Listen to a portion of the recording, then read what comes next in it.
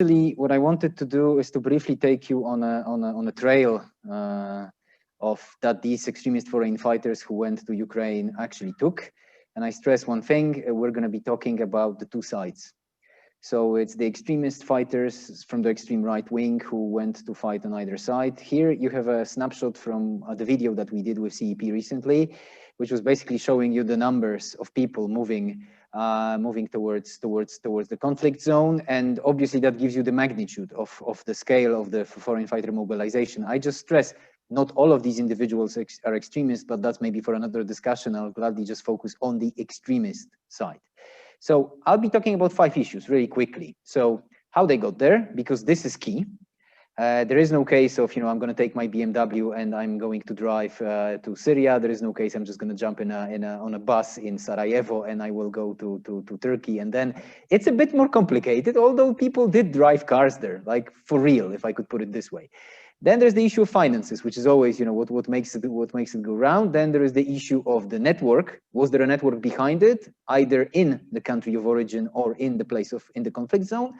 The 4th issue is the arrival. The arrival, and especially connected to the 5th issue, clash with reality. Things on the ground looked a bit different for certain people, and sometimes it was a source of disappointment, embarrassment, farce, you name it. So I'll have it all for you. So let's get cracking. So the first thing, as I mentioned to you, it's the road to Ukraine. And I think the first question that we really have to ask ourselves is that, are they really going to Ukraine? Because majority of them were actually going to another country. They would be flying to Moscow. From Moscow, they would be taking bus, train, what have you, to Rostov, which is the closest, big Russian city closest to the Ukrainian border. And from there, things, would magically develop, I would put it this way. Sometimes the magic was really lacking, as I'll get to that in the later part of the presentation. But, they're not really going just to Ukraine. On the Ukrainian side, it was pretty straightforward. You would be flying into Kiev. From Kiev, from the Boryspil airport, you'd be going to downtown, essentially to the Maidan, where it all happened, where you could essentially walk into a recruitment office of certain volunteer battalions that would take you. And certain volunteer battalions, at least at the beginning of the conflict, would be open to taking on the foreigners. On the other side, it was just a bit more complicated. And here is the second point. The trailblazers have it rough. And indeed, they have it rough. They had it rough. As the foreign fighters, the extremist foreign fighters who were joining the separatist side of the conflict, they would basically be bumping into what I would call the Russian bureaucracy. And in certain cases, the Russian bureaucracy, for example, wouldn't have them. So if you are thinking Vladimir Putin is playing a 7D chess underwater with all the oligarchs of Russia and he's winning every game, you're wrong.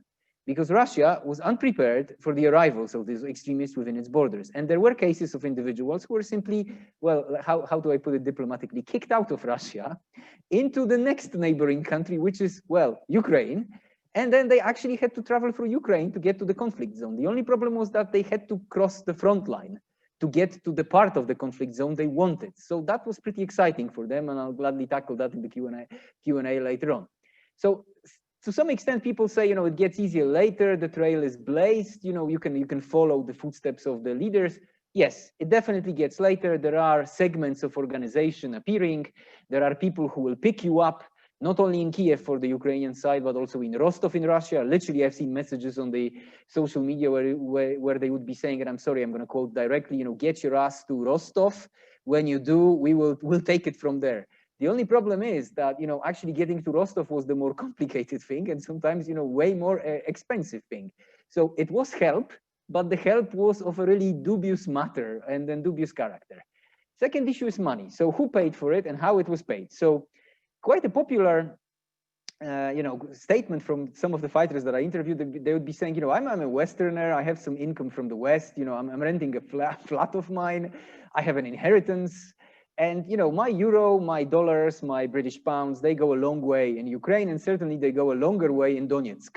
So that's the kind of self-financing element. But it was, there is a bit of entrepreneur in all of these individuals. They did, experiment with crowdfunding. So they would usually fly themselves there and get themselves there, and they would be publishing, on social media. And not only they would have their blogs, some of them are still running, where they're simply asking for donations. The only problem is that if there is a bigger group and one is running the donation aspect and decides to embezzle the money and run away with the money to another country to spend it on, well, let's say, pleasures of life. And again, I'm very diplomatic, and this creates a bit of a, you know, tumult in the foreign fighter community as they want their money back. There isn't that much of it, yet the guy disappears, for example, to Montenegro, where he actually rents a nice place by the sea and enjoys himself. So that's a, you know, that's a tricky part. You know, trust was a commodity which was, you know, was lacking, so to speak, amongst them. The third issue is, you know, you could go there with a little help from your friends, and I've known individuals who basically traveled in some kind, and here is the BMW aspect coming in.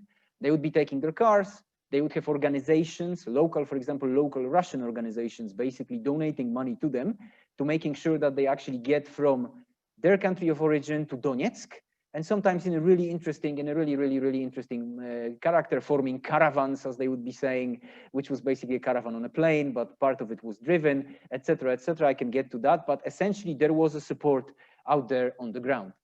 And that brings us to the next point, which is the networking element. Was there a network at home, and was there a network in the conflict zone? And to some extent, you could be saying that there was a bit of a network, a scattershot network in the conflict zone. You know, I've spoken to extremists who had belonged to extreme far right parties, and they would be saying that there was a Ukrainian party that they liaised with before the war in a kind of like, you know, fraternal way before the conflict, and they would utilize these contacts to actually get themselves to Kiev. Maybe not just to get themselves to Kiev, to land in Kiev and actually be picked up by someone. Because remember, we're dealing with a situation unlike Asya and Peter's presentations. They do not speak the local language. They're absolute, you know, people from another space, from another, from another universe. They don't speak either Ukrainian or Russian. They need this kind of guidance. They need this kind of support. Very few of them actually speak.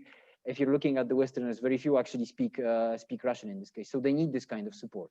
Another venture was actually, you would be going through the humanitarians. So you would basically find an organization that was basically putting together an actual convoy, a humanitarian convoy, for example, starting from Moscow or starting from Rostov, going to Donetsk, which was financed by a foreign organization, and you would be liaising with these organizations, not only as covers, or maybe we wouldn't be saying that they abuse these organizations so much, but as kind of, on a fact-finding mission. So this organization would be telling the given fighter to what extent, what you should be doing, whom to look out for, whom to meet up with, and how and where.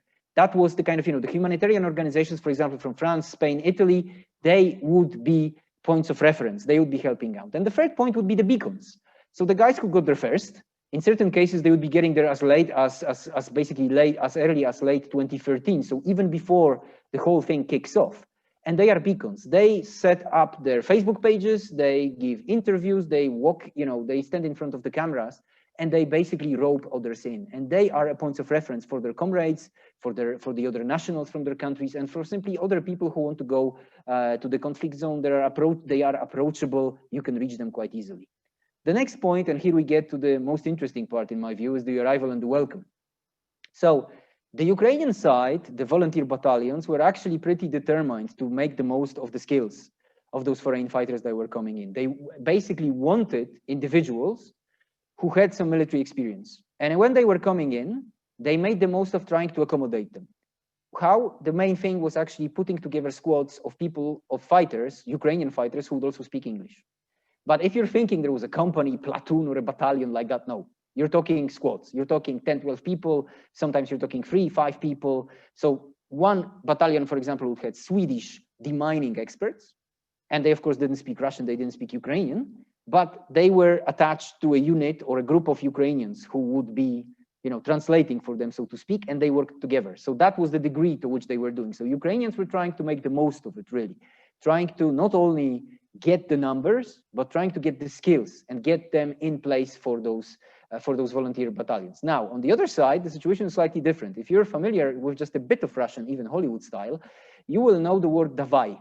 Davai, which is basically in all Slavic languages, which means go on, come on, and then, just you're going to make it, essentially. But davai is sometimes a shortest summary for this very Russian attitude to life, which does not care about the, let's say, consequences of a certain action. And this is davai is what a French extremist foreign fighter said from his Russian instructor while fighting on the Donetsk separatist side, when they were sitting in a trench and they were ordered to attack a Ukrainian trench. which was pretty World War I would put it this way. And this guy basically said, look, we're just going to go davai, and we're just going to run at them. We're just going to take this trench. Well, the moment he jumped out of this trench, the Russian, he was shot in the head by a Ukrainian sniper. And so much for the davai approach. You know, the foreign fighters on the pro-separatist side, they told me themselves they were appalled by the lack of professionalism, the kind of scattershot attitude, this really guerrilla-style militia approach to the war, which wasn't making the most of the enthusiasm, of the skill set, and of the preparedness of some of the extremist foreign fighters, or more broadly, foreign fighters who flocked to the pro-separatist side. And essentially, the last story comes from the some of the volunteer militias on the Ukrainian side. They were basically, let's say, nationalist, and I'm putting it mildly. And there was a guy who arrived from the Austrian army, who said, I have military experience, please take me in. I can teach you this and that. And really, you're talking to a volunteer battalion, which is basically looking like a ragtag bunch of individuals who really would need this kind of training and meeting with a guy who's Austrian and from the Austrian army. And even though this is an army of a neutral country, well, he wasn't accepted because he was half Tunisian, and he was too black for them to be accepted into a nationalist unit. So that tells you the limitations upon arrival. You're expecting a red carpet. You're saying, I'm bringing my credentials, but the unit will not take you because of A, B, C, or D. Now, this leads me to basically one of the last points, clash with reality. There was a lot of clash with reality. I kind of discussed it, for a moment with you before. But I think, the fighters had really unrealistic expectations. I heard from many of the fighters when I was talking to them back in 2014, 15, 16, many were saying on the Ukrainian side, we're going to go to Donetsk. There's just going to be an offensive, and we're just going to sweep the board, and we're going to take Ukraine, we're going to take Donetsk, and we're just going to bring it back. It's easy. It's a bunch of terrorists, the Donetsk people, as they would refer to them, and we are just going to take Donetsk. On the other side, the pro-separatist foreign fighters were saying, one more push, one good push, and we're in Kiev, and this house of cards, this funny little state, will just collapse, and we're going to be in Kiev, and it's all going to be part of this kind of broader Russia again. That's what they were saying. Then again, another clash with reality was when they were saying quite often, after some time actually spending there, that sometime in early 2015 to mid 2015, this ended, the war of the maneuver ended. It became a war of the trenches, like literally World War I, and it still is to some extent. And they were saying, there's nothing to do for us here. We're sitting in a trench, anyone can do that. I'm not needed, I'm not contributing. This conflict is not contributing to my self-development, if I can put it this way. So I'll just leave. Many of them were actually saying this. And probably the last story is the most extreme. An extremist foreign fighter coming from the far left, actually, so a nice, change at the very end from Spain, who is far left, of course, hates American imperialism, hates NATO, joins the pro-separatist militia to fight, as he told me, the NATO forces aligned on the Ukrainian side. And then he comes back, and he was so disillusioned that he says, I'm sick of this, I'm for NATO now. It was so bad out there that, my expectations were so different that I'm actually now a transatlantic guy. I want NATO to actually go into Ukraine and sort it out. But I believe there was no NATO there. So, I was completely fooled by this whole picture. So that, maybe with this, I'm partly wrapping it up with this, but I'll just, last point on the recruiters. If you do the recruiters, were they recruiters? And I think this is the last point. Yes, they do. They did through Facebook pages, right, left, and center, like I mentioned to you, through Messenger. Essentially, the Messenger was the place where you would be sending your CV. And these guys would be checking out your CV via Messenger and checking whether you would be good to contribute to the war effort, whether you had experience, whether you had the relevant experience to join a given unit that was hosting extremist foreign fighters. And they would be using media appearances to actually pontificate about how great this was. And many of them actually, when they were unhappy, they were saying, look, I won't do any more interviews. If you still keep me in the reserve, I want to fight. And, it was like they wanted a quick quid pro quo. I'll give you the interviews. You can show my face. I'm going to rope others in, but allow me to fight. And in many instances, especially on the separatist side, that wasn't possible. And I'll leave you with this.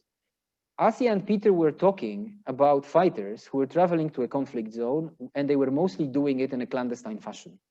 Because at some stage, planning even to go was illegal. Here, it was mostly, and in the main, legal. And up until this day, coming back, going and coming back, it's still legal.